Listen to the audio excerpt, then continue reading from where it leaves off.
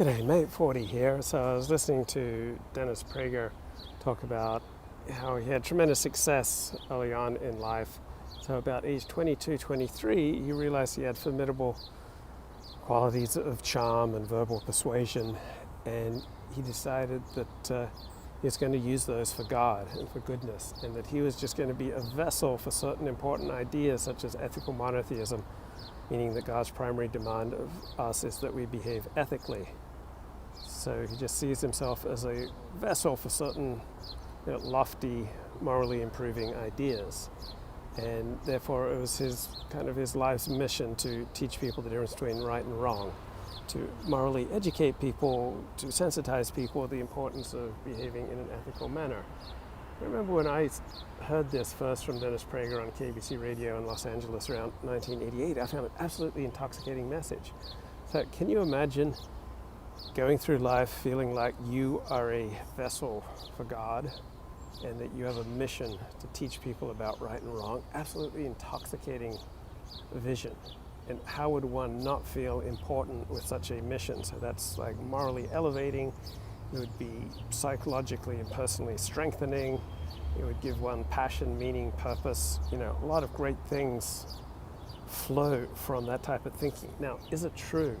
So I used to think that was true, that the most important thing is teach people about God-based ethics, ethical monotheism, that God demands that we treat other people ethically, that nothing more important than morally educating people. And then, as I've gotten older, and I've been humbled by life, I realized that my own attempts to behave ethically didn't really get me anywhere because I had all these disabling addictions that kind of got in the way and achieved priority over behaving ethically. So when I had an opportunity to go to bed with another attractive young woman, even though I didn't plan to stay with her and marry her, the pleasure of those interactions with her kind of outweighed my commitment to ethical monotheism. And at times my visceral need for attention would outweigh my devotion to ethical monotheism. And so I kind of realized from my own life that putting a priority and trying to be an ethical person simply didn't work, because as long as I was in the grip of various addictions, or as long as I had kind of a disordered attachment level to myself and to other people, all my attempts to behave ethically didn't really get me anywhere. And so from my own life experience, I saw that people who loved other people, had good relations with family, friends, right? They tended basically to behave ethically, because when you're happy, when you feel good, you naturally look for opportunities to be helpful to other people, and naturally kind of desist from opportunities to totally screw people over, because if you totally screw people over, you're creating enormous openings in your life for chaos and for retaliation. So if you've got a basically happy life, right, you're incentivized not to screw people over, because there are tremendous chances that either they will retaliate or other people will retaliate on their behalf. So it seems from my life experience, the most important thing is to help people to feel comfortable and at ease with themselves, with other people. And as people live lives of normal attachment to others, like have friends, get along with their family, that then good things flow from that,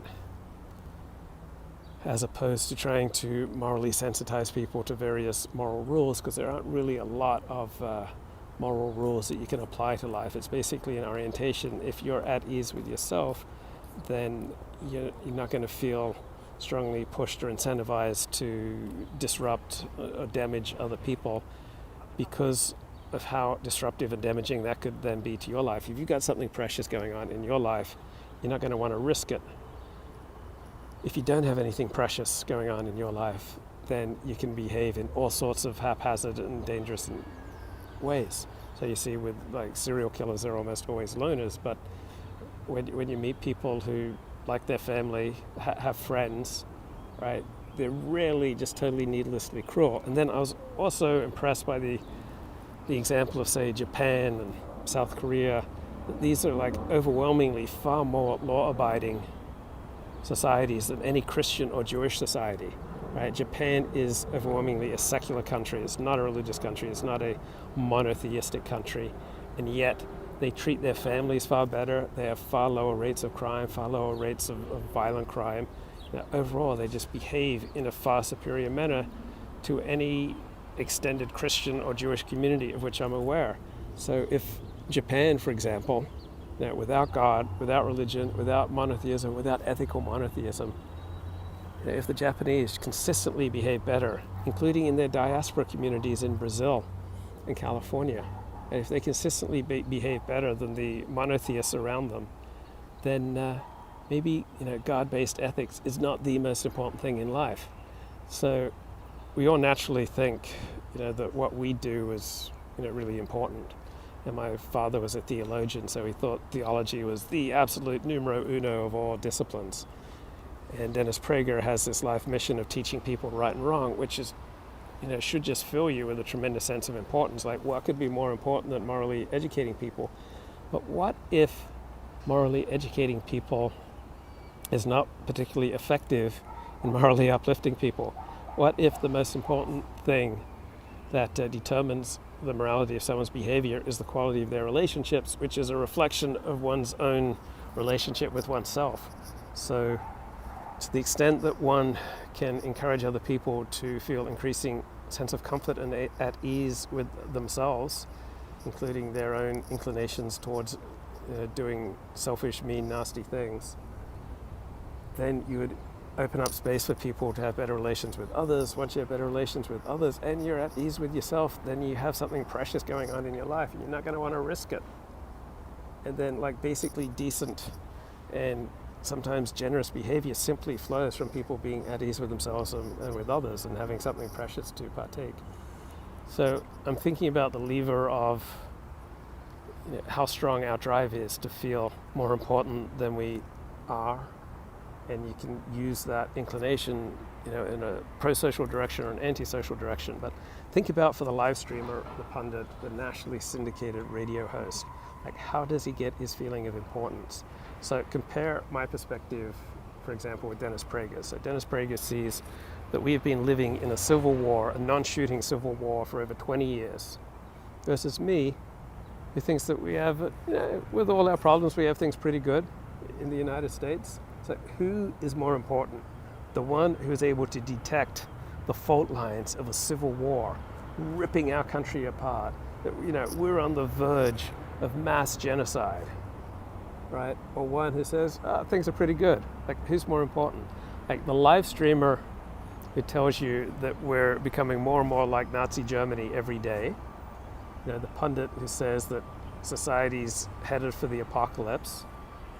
Or one who says that the most important thing is that you get along with your family and your friends and your community and that you have hobbies, right?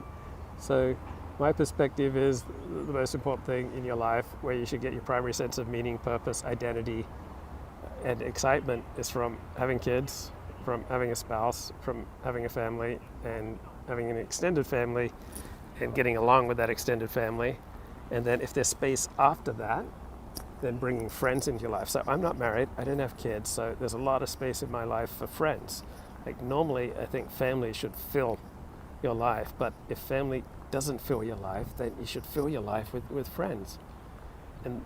And from those connections, friends, extended family, community, right, shared interests, hobbies, shared pursuits, religion, church, synagogue, study of Torah, going to book readings, writers' gatherings, whatever your passion is, that should fill up your life. But where is my importance then?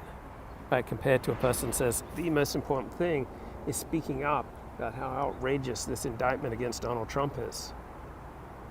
Right, so the pundit who says you should be speaking up, you should be risking making enemies, you should be risking your job, your position in your community, your relations with friends and family over speaking out against Trump, versus one who says, no, your relations with your employer, your co-workers, your family, your friends, your community, your neighbors, far more important than staking any position on Trump's indictment.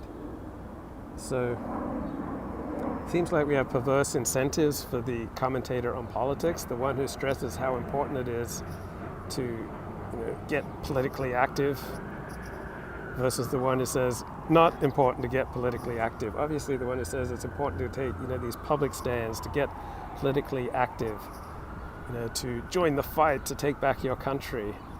Right? That pundit is going to be a lot more important than one who says your family's where it's at, and any space and time and energy that you have in your life above and beyond your family, then spend it with extended family and friends, and put politics on the back burner because it doesn't really have much importance for your well-being.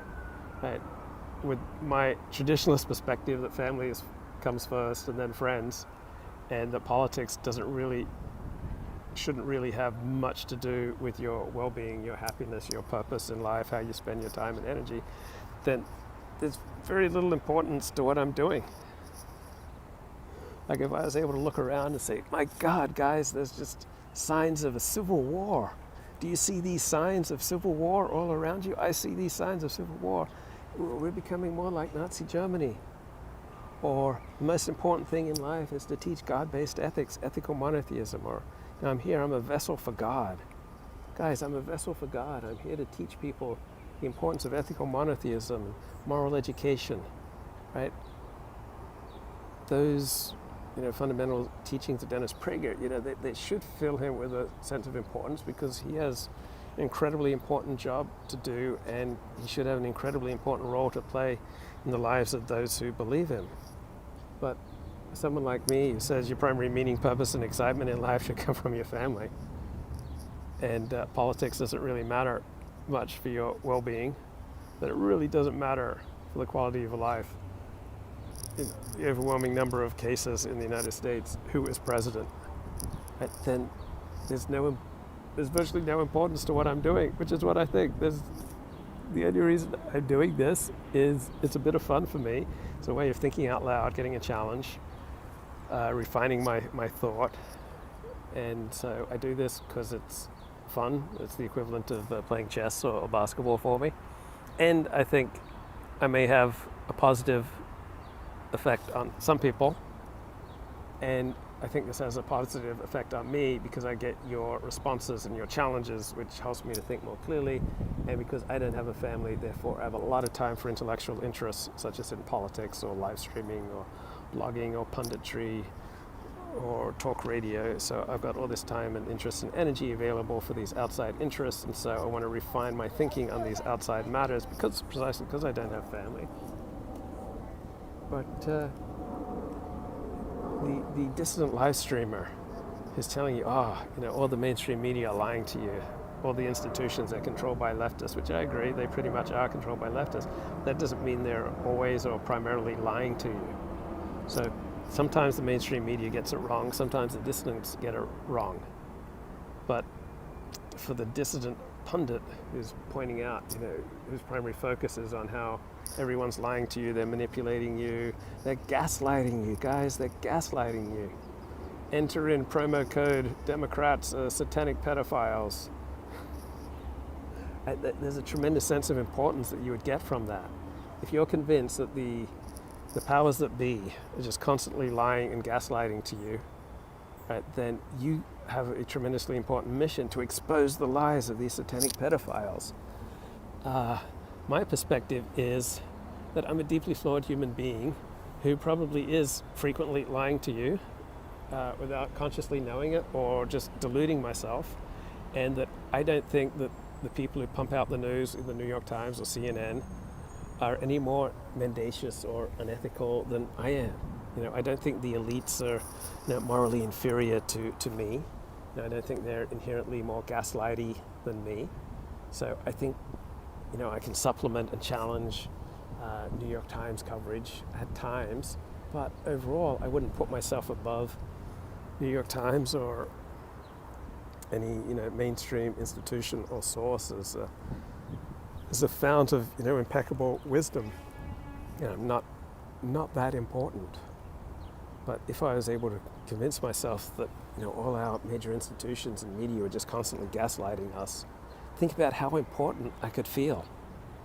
Think about what an important role I could play in your life, where I'm able to point out to you all the deceit that is just constantly being shown your way, but I don't go along with that deceit. I'm just a humble servant of the truth. Right? I am the vehicle by which you can overcome your victimization by the powers that be. Then you get infused with importance, but it's also kind of delusional. So it seems to me like telling the truth that your primary meaning and purpose in life should come from family and then friends. Right? That just undercuts importance to punditry and being, a political live streamer. Because I'm saying it just doesn't really matter. I feel important when I cast my vote via phone message. Yeah. So that guy, Vic Mackey, got convicted of spreading memes.